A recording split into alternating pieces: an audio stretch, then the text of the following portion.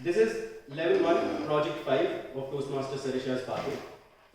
The purpose of this project is to learn or review basic methods for writing a speech with a defined purpose and to present a well-organized speech on any topic. Toastmaster Sarisha, the walking contradiction. The walking contradiction, Toastmaster Sarisha.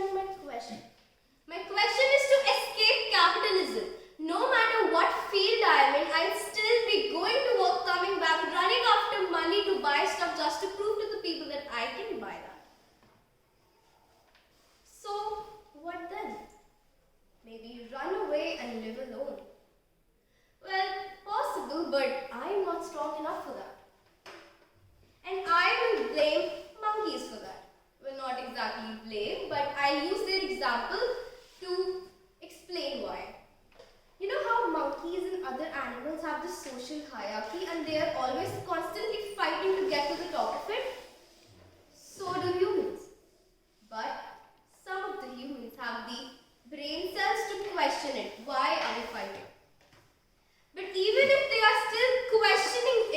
They're still doing it. We keep fighting and we don't really know why. Why are we fighting to get to the top of everything?